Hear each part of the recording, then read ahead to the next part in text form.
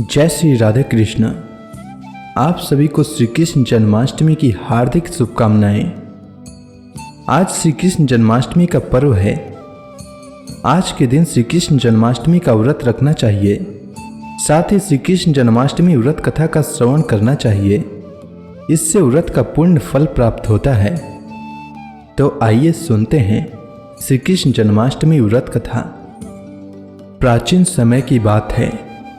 दुष्ट कंस ने एक ज्योतिषी से पूछा, हे ब्राह्मणों में श्रेष्ठ ज्योतिर्विद, मेरी मृत्यु किस प्रकार और किसके द्वारा होगी? ज्योतिषी बोले, हे दानवों में श्रेष्ठ कंस, वासुदेव की धर्म पत्नी देवकी, जो वाक्पटु है और आपकी बहन भी है, उसी के गर्भ से उत्पन्न उसका 8वां पुत्र, जो कि शत्रुओं को भी पराजित कर इस संसार में कृष्ण के नाम से विख्यात होगा, वही एक समय सूर्योदय काल में आपका वध करेगा।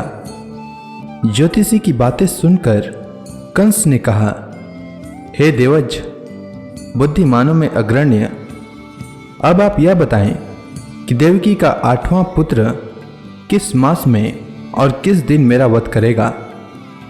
ज्योतिषी बोले, हे महाराज, माघ मास की शुक्ल पक्ष की तिथि को 16 कलाओं से पूर्ण श्री कृष्ण से आपका युद्ध होगा।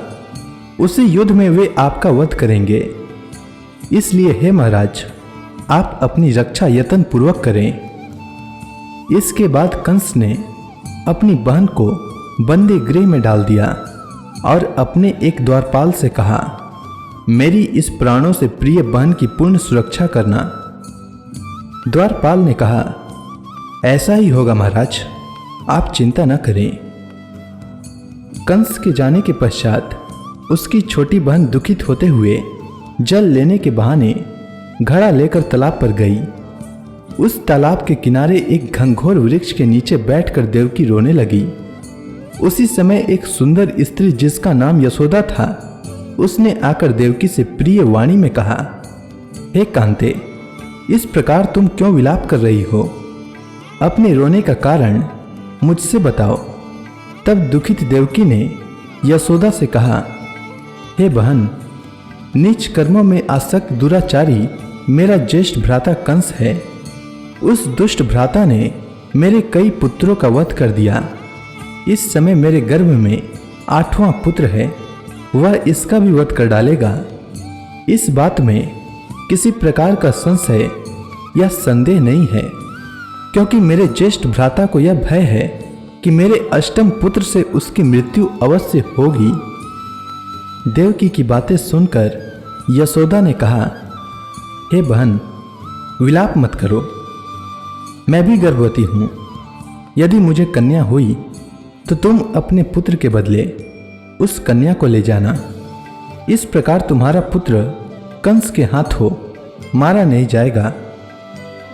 तदंतर कंस ने अपने द्वारपाल से पूछा, देवकी कहाँ है? इस समय वह दिखाई नहीं दे रही है।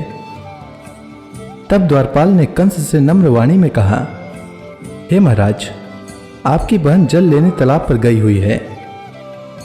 यह सुनते ही कंस क्रोधित हो उठा और उसने द्वारपाल को उसी स्थान पर जाने को कहा।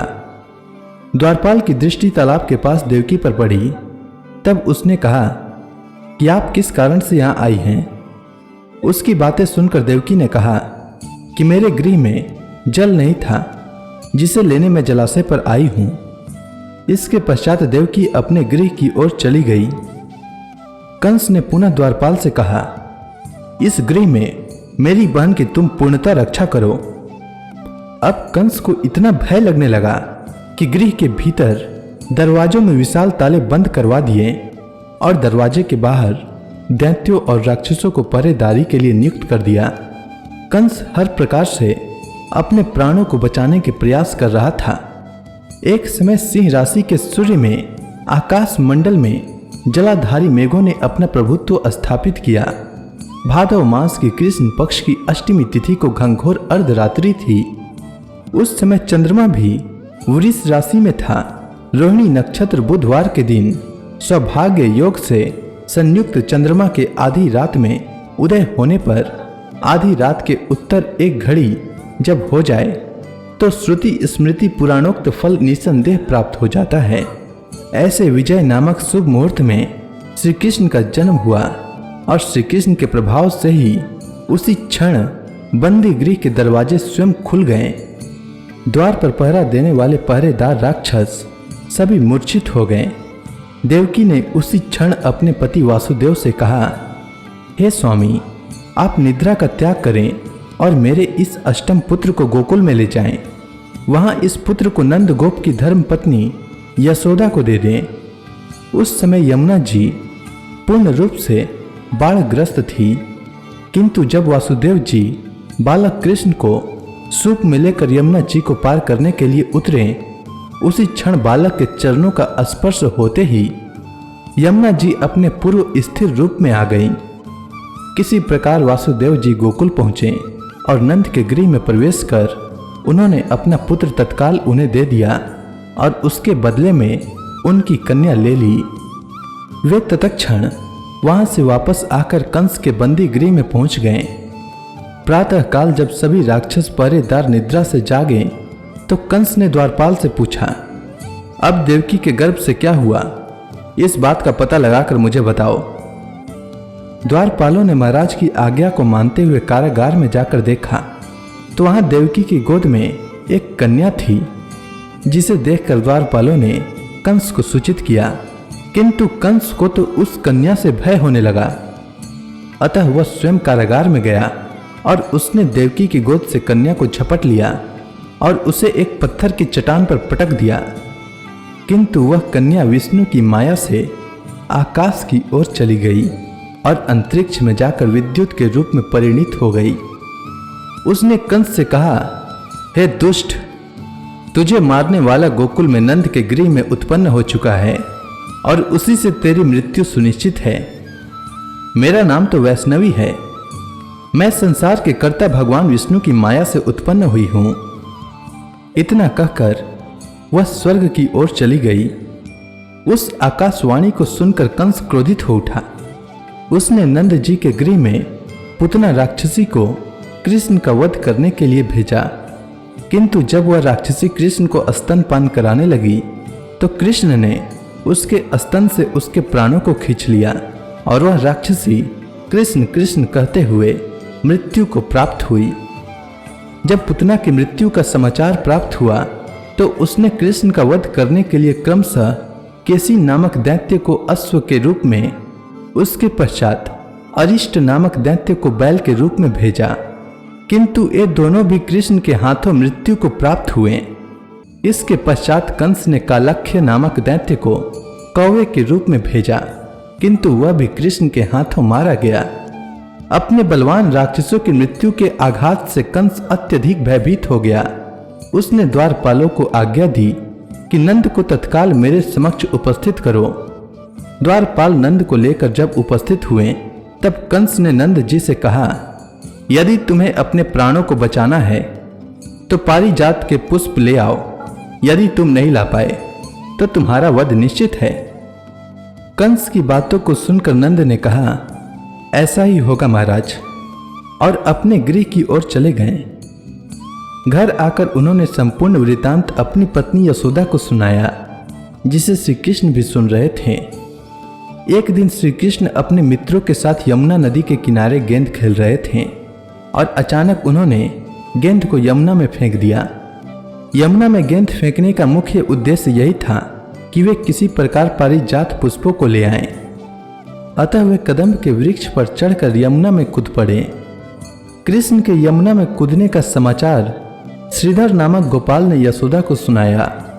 यह सुनकर यशोदा भागती हुई यमुना नदी के किनारे आ पहुंची और उसने यमुना नदी से प्रार्थना करते हुए कहा, हे यमुना, यदि मैं बालक को देखूंगी तो भाद्रपद मास की रोहिणी युक्त अष्टमी का व्रत अवश्य करूंगी। इसके बाद पाताल में श्री कृष्ण से नागराज की पत्नी ने कहा, तुम यहाँ क्या कर रहे हो? कहाँ से आए हो और यहाँ आने का क्या प्रयोजन है? तब भगवान श्री कृष्ण ने कहा, मेरा नाम कृष्ण है। तब नाग पत्नी बोली, हे कृष्ण, क्या तूने द्युत क्रीड़ा की है जिसमें अपना समस्त धन हार गए हो? यदि यह बात सही है तो कंकड़, मुकुट और मणियों का हार लेकर अपने गृह में चले जाओ, क्योंकि इस समय मेरे स्वामी शयन कर रहे हैं। यदि वे उठ गए तो वे तुम्हारा भक्षण कर जाएंगे। नागपत्नी की बातें सुनकर कृष्ण ने कहा, हे कांते, मैं किस प्रयोजन से यहाँ आया हूँ वह वृतांत मैं तुम्हें बताता हूँ। समझ लो कि मैं कालिया नाग के मस्तक को कंस के साथ द्वित में हार चुका हूँ और वही लेने मैं यहाँ आया हूँ। बालक कृष्ण की इस बात को सुनकर नागपत्नी अत्यंत क्रोधित हो उठी और अपने सोए हुए पति को उठाते हुए उसने कहा, हे स्वामी, आपके घर यह शत्रु आया है, अतः आप इसका हनन कीजिए। अपनी स्वामिनी की बातों को सुनकर कालिया नाग निद्रावस्था से जाग पड़ा और बालक कृष्ण से युद्ध करने लगा। इस युद्ध में कृष्ण को मूर्छा आ गई। उसी मूर्छा को दूर करने के लिए उन्होंने गरुड़ का स्मरण किया। स्मरण होते ही गरुड़ वहां आ गए। श्री कृष्ण अब गरुड़ पर चढ़कर कालिया नाग से युद्ध करने लगे और उन्होंने कालिया नाग को युद्ध में पराजित कर दिया। अब कालिया नाग ने भली भांति जान लिया था कि मैं जिनसे युद्ध कर रहा हूँ वे भगवान विष्णु के अवतार श्री कृष्ण ही हैं। अतः उन्होंने कृष्ण के चरणों में साष्टांग प्रणाम किया और पारिजात से उत्पन्न बहुत से पुष्पों को मुकुट में रखकर कृष्ण को भेंट किया। जब कृष्ण चलने को हुए तब कालिया नाग की पत्नी ने कहा, हे स्वामी, मैं कृष्ण को नहीं जान पाई। हे जनार्दन, मंत्र रहित, क्रिया रहित, भक्ति भाव रहित मेरी रक्षा कीजिए। हे प्रभु, मेरे स्वामी मुझे वापस दे दें। तब श्री कृष्ण ने कहा, हे सर्पिणी, दैत्यों में जो सबसे बलवान है उस कंस के सामने मैं तेरे पति को ले जाकर छोड़ दूंगा, अन्यथा तुम अपने गृह को चली जाओ। अब श्री कृष्ण कालिया नाग के फन पर नृत्य करते हुए यमुना के ऊपर आ गए। तदंतर कालिया नाग की फुफकार से तीनों लोग कंपायमान हो गए। अब श्री कृष्ण कंस की मथुरा नगरी की ओर चले गए। वहां कमल पुष्पों को देखकर यमुना के मध्य जलाशय में वह कालिया सर्प भी चला गया। इधर कंस भी विस्मित हो गया तथा कृष्ण प्रसन्नचित्त होकर गोकुल लौट गए। उनके गोकुल आने पर उनकी माता यशोदा ने विभिन्न प्रकार के उत्सव किए। इसके बाद कंस का महाबलशायी भाई चाणूर के साथ श्री कृष्ण के मल्ल युद्ध की घोषणा हुई। कृष्ण एवं चाणूर का मल्ल युद्ध अत्यंत आश्चर्यजनक था। चाणूर की अपेक्षा कृष्ण बाल रूप में थे। भेरी, शंख और मृदंग के शब्दों के साथ कंस और केसी इस युद्ध को मथुरा की जनसभा के मध्य में देख रहे थे। श्री कृष्ण ने अपने पैरों को चाणूर के गले में फंसाकर उसका वध कर दिया। चाणूर की मृत्यु के पश्चात उनका मल्ल युद्ध केसी के साथ हुआ। अंत में केसी भी युद्ध में कृष्ण के द्वारा मारा गया। केसी की मृत्यु प्रांत मल्ल युद्ध देख रहे सभी प्राणी श्री कृष्ण की जय जयकार करने लगे। बालक कृष्ण द्वारा चाणूर और केसी का वध होना कंस के लिए अत्यंत हृदय विदारक था। अतः उसने सैनिकों को बुलाकर उन्हें आज्ञा दी, तुम सभी अस्त्र शस्त्रों से सुसज्जित होकर कृष्ण से युद्ध करो। तब उसी क्षण श्री कृष्ण ने गरुड़, बलराम तथा सुदर्शन चक्र का ध्यान किया, जिसके परिणाम स्वरूप बलदेव जी सुदर्शन चक्र लेकर गरुड़ पर आरूढ़ होकर आ गए। उन्हें आता देख बालक कृष्ण ने सुदर्शन चक्र को उनसे लेकर स्वयं गरुड़ की पीठ पर बैठकर न जाने कितने राक्षसों और दैत्यों का वध कर दिया, कितनों के शरीर अंग भंग कर दिए। इस युद्ध में श्री कृष्ण और बलदेव ने असंख्य दैत्यों का वध किया। बलराम जी ने अपने आयुध शस्त्र हल से और कृष्ण ने सुदर्शन चक्र से माघ मास की शुक्ल पक्ष की सप्तमी को विशाल दैत्यों के समूह का सर्वनाश किया।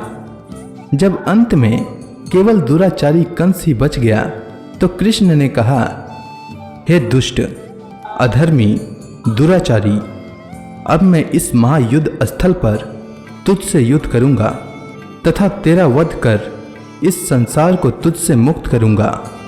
यह कहते हुए श्री कृष्ण ने उसके केसों को पकड़ लिया और कंस को घुमाकर पृथ्वी पर पटक दिया, जिससे वह मृत्यु को प्राप्त हुआ।